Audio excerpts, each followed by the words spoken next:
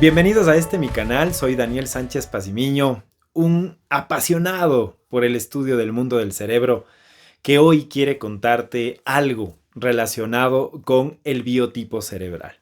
Es un nombre un poco especial. La primera cosa que es importante entender es cuál es la relación que existe entre cerebro y mente. Muchas personas piensan que ambos son lo mismo. Sin embargo, esto no es así. Cerebro y mente tienen una diferencia bastante particular. Y es que para poder comprenderlo deberíamos entender también cómo funcionan los computadores. Y es que obviamente un computador fue creado por un cerebro humano. Y es por eso que tiene como las mismas manifestaciones, tanto funcionales como de los elementos que lo componen. Entonces entendamos que el cerebro y la mente son distintos. ¿En qué consiste el cerebro humano? El cerebro humano está relacionado con la parte física, con el hardware.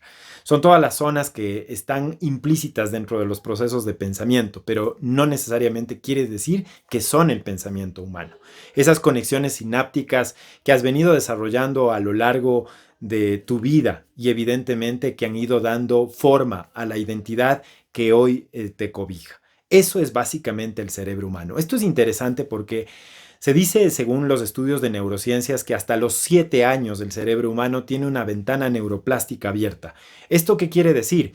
Que prácticamente aprendes todo. Es como un cerebro de esponja. No tiene un criterio formado. Aquí hago un paréntesis. Muchas veces la gente se enorgullece diciendo que ya es alguien con criterio formado y realmente eso es complejo porque deberíamos tener un criterio flexible, ya que un criterio formado nos entrega una identidad que va a ser poco variable y evolutiva a la larga. Cierro paréntesis. Entonces te explicaba que justamente hasta los 7 años nuestro cerebro más o menos como que desarrolló esas capacidades específicas para como digamos que tenía una ventana abierta que le permitía que todas las capacidades se vayan desarrollando poco a poco.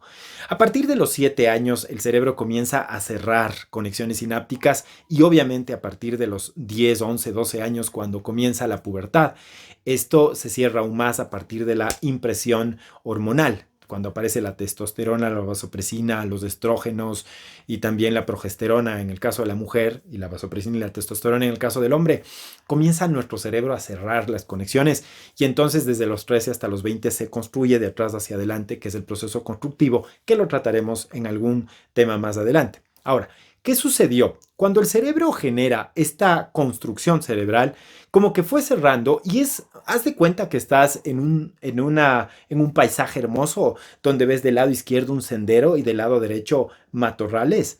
El cerebro más o menos se acostumbró a caminar siempre por el sendero, es decir, las conexiones sinápticas que no solo se marcaron a partir del pensamiento específico que generan, sino que aparte fueron como sellándose con un químico que se llama mielina. Es como un cable que fue poniendo caucho en la parte exterior, se fue blindando a partir de eso. Entonces un cerebro genera un proceso de identidad a partir de conexiones sinápticas mielinizadas y evidentemente eso le da el rigor de identidad y difícilmente va a querer salir de ahí. Entonces entendamos que eso fue lo que pasó. Mientras que tu mente viene a ser como el software. Toda la cantidad de información y toda la cantidad de datos que fuiste acumulando a lo largo de tu historia, desde que tuviste menos 9 meses, es decir, desde el mismo momento de la concepción humana, ¿ok? Ese momento, el momento que fuiste concebido por tus padres, ya se carga un primer sistema operativo. Esto es interesante porque la mente quiere decir que está dentro del rigor del software, mientras el cerebro es del hardware. La mente vendría a ser el software. Entonces, fuiste instalando poco a poco programas en tu cerebro para que este después pueda funcionar. Y esos programas fueron desarrollando conexiones sinápticas que fueron generando como espacios de mayor conectividad en tu cerebro que después se mielinizaron. Ahí hago un resumen más o menos de cómo funciona. El problema es que después de los 20 años el cerebro, como ya dejó mielinizado todos esos senderos, le va a costar salir y a eso le llamamos zonas de confort condicionadas. Regresemos entonces, el software.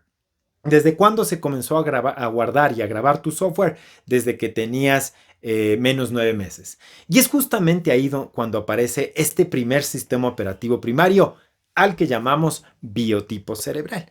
¿En qué consiste? ¿Cómo está fundamentado? Pues existen 5 cosas que lo componen y que te voy a explicar brevemente. La primera, nacimos con un hemisferio dominante. Hemisferio quiere decir una de los dos lados del cerebro nació con mayor capacidad y fortaleza, además de una mayor irrigación sanguínea. Eso nos define también como una identidad primaria desde que nacimos. Ese es el hemisferio cerebral. Tenemos un derecho más arraigado con la parte creativa y un hemisferio izquierdo mucho más arraigado con la parte lógico-racional.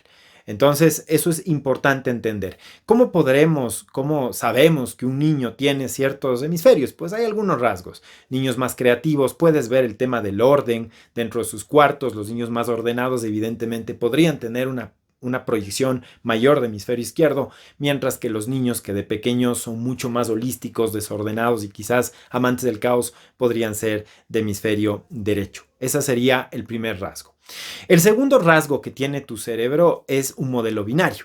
Si tú te das cuenta, dentro de la programación, la gente que hace software utiliza siempre modelos binarios, quiere decir el 1 y el 0, siendo el 1 la presencia del dato, la información o la instrucción, y el 0 la ausencia de. Esto es interesante porque tu cerebro y el mío también codifican de la misma forma. Si te das cuenta, vivimos entre el bien y el mal, entre lo adecuado y lo inadecuado, entre lo bonito y lo feo, entre lo satisfactorio y lo insatisfactorio, es decir, siempre como polaridades. Y esto a veces nos puede llevar a comportamientos sectarios o incluso extremistas o polares. Entonces, también es importante tomar en cuenta que nuestro cerebro tiene un rigor binario. Ese es el segundo rasgo que tiene tu cerebro. El tercero es el género. Estamos hablando de un eje biológico, no ideológico o identitario.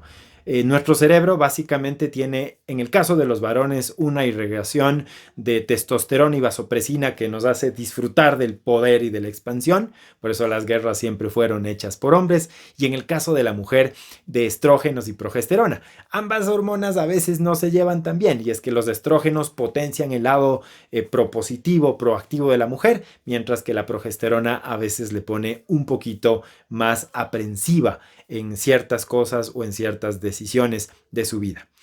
También tenemos lo que se llama herencia genética. Las decisiones que tú tomes hoy podrían afectar a la tercera o cuarta generación de tu vida.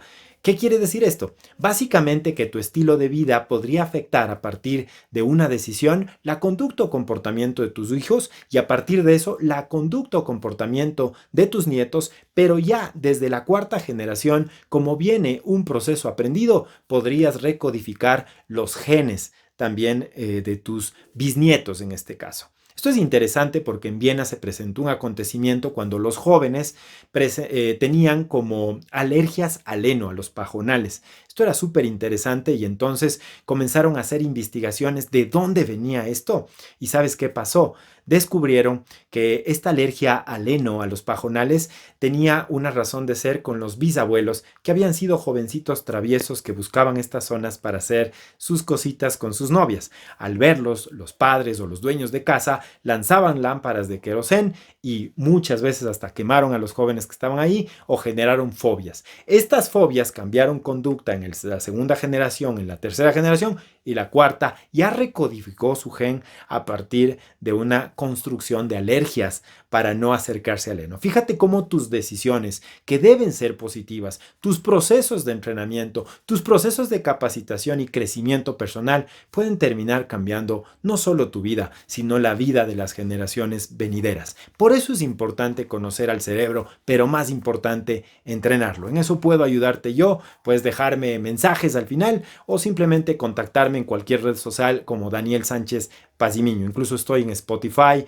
Instagram, Facebook y también tengo un blog personal con el mismo nombre. Ahora, te voy a dejar el quinto rasgo. El quinto rasgo se llama cibernética social proporcionalista. ¿A qué define este concepto o qué busca definir este concepto? Valdemar Di Gregori en Brasil hizo un estudio bastante grande en el que logró comprobar que nosotros también tenemos herencias de sistema operativo primario a partir de nuestro orden como hijos.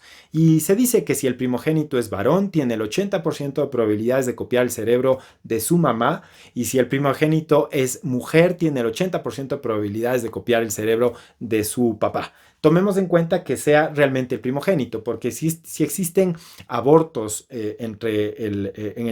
antes del nacimiento del primero, en realidad él sería el segundo. Esto es importante tomar en cuenta. Ahora, si es el primer hijo de un segundo o tercer matrimonio, se resetea un poco la ecuación. Es decir, si la primera hija fue mujer y la segunda del segundo matrimonio también es mujer, ambas podrían haber copiado el cerebro de su padre. Ahora, ¿qué pasa con el segundo hijo? Como después de la primera copia un padre quedó libre, es decir, no se copió su cerebro, ese cerebro se copiaría en el segundo hijo. Por ejemplo, si la primera hija es mujer, tiene el 80% de probabilidades de copiar el cerebro de su papá, lo que quiere decir que la madre quedó libre. El segundo hijo, independientemente del género, sea hombre o mujer, estaría directamente también copiando el cerebro de su madre, que es el que quedó libre. Y entonces así es como encontramos como una cibernética social proporcionalista, como una mezcla, ¿no? Una reconfiguración de cerebros a partir de esto que nos permite entender cómo funcionan las familias, cómo se generan a veces hasta estas tribus interesantes dentro de casa para saber cómo podemos entender también a nuestros hijos. Muchas veces me dicen, Daniel, ¿y el tercer hijo? Pues el tercer hijo ya suele querer viajar a Europa con $10 en el bolsillo. Son distintos y a veces hasta en son de broma suelen molestarles sus dos hermanos diciéndoles el adoptado. No, esto es más una broma, pero en realidad puede mostrar el hecho de los patrones. El cuarto hijo a veces es igual al tercero, es decir, son libres, y el quinto, ya con un menor nivel de probabilidades que borde el 40%, puede estar copiando el cerebro del primogénito y así se van copiando los cerebros hacia abajo. Esta suma de datos que te acabo de dar codifica lo que sería un sistema operativo primario. No podemos definirnos a partir solamente de uno de ellos, pero tampoco podemos perderlos de vista cuando se trata de definir nuestra identidad. Mi nombre es Daniel Sánchez Pazimiño. Espero que estos conceptos, estos consejos, no solo te permitan conocerte, te invito a que te entrenes, te invito a que participes en esta nueva legión de seres humanos, en estos procesos evolutivos que hoy por hoy necesitamos. Te dejo un abrazo fuerte y nos estaremos viendo en la próxima entrega.